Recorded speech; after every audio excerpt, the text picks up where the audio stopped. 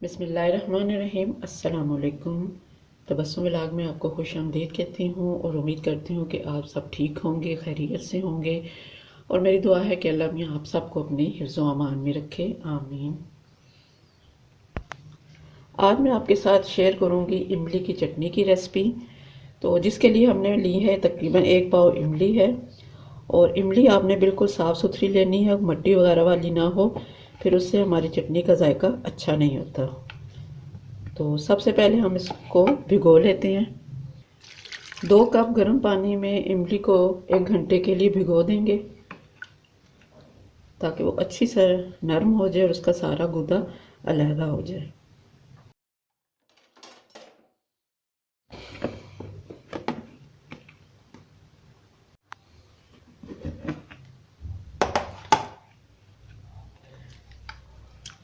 अब हाथ से मसल के इसका सारा गूदा और गुठलियाँ अलहदा कर लेती हैं।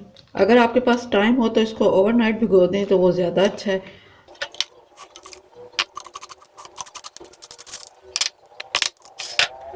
दोबारा इसमें 2 कप पानी के डाल के और इसको फिर मसल लेते हैं। दोबारा से हमारा पानी अच्छा खासा खट्टा निकल आया है। तो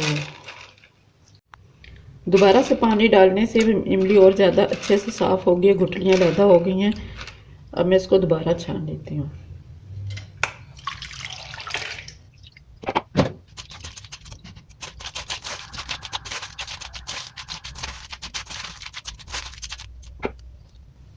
अब मैं इसको पकने के लिए रख देती हूँ।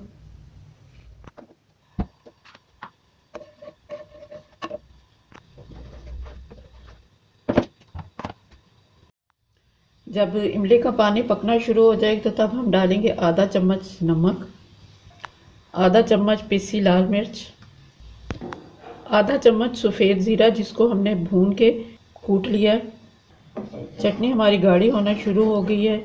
यहाँ पे हम इसके अंदर डालेंगे मीठा। मीठे में आप चीनी भी डाल सकते हैं, गुड़ भी डाल सकते हैं और शक्कर भी। मैं यहाँ पे डाल रही हूँ 150 ग्राम चीनी। अगर आप गुड़ या शक्कर का इस्तेमाल कर रहे हैं तो वो आपने 300 ग्राम लेना है। मीठा डालने के बाद आपने आंच को हल्का कर देना है। हल्की आंच पे इसको 20 मिनट पकाना है और साथ हमने डाल देनी है यहाँ पे थोड़ी सी किशमिश। इसको हमने धो के रख लिया था और इसको भी साथ ही डाल देंगे। और इसको आपने इतनी देर पकाएं जितना आप इसको गाढ़ा रखना चाहते हैं। अगर कम रखना है तो जल्दी उतार लें, क्योंकि अगर बहुत ज़्यादा थिक हो जाएगी तो फिर वो जमना शुरू हो जाती है। एक पैन लेंगे और उसमें हम डालेंगे 1 टेबल स्पून सफ़ेद तिल और इसको मैं कर लूँगी ड्राई रोस्ट। अब मैं इसमें डाल दूँगी ये तिल। अगर किसी को पसंद नहीं है तो वो उसके बगैर भी बना सकते हैं। अब देखें जी इसकी थिकनेस, मुझे इतनी ही गाढ़ी चाहिए थी। आप चाहें तो इससे ज़्यादा भी इसको कर सकते हैं, क्योंकि जब ये ठंडी होके ये और ज़्यादा थिक हो जाएगी। लीजिए जी, मज़ेदार सी इमली की चटनी तैयार है। दही भल्ले के साथ स्पेशली ये बहुत अच्छी लगती है और वैसे भी हम बहुत सारे स्नैक्स के साथ भी इसको इस्तेमाल करते हैं।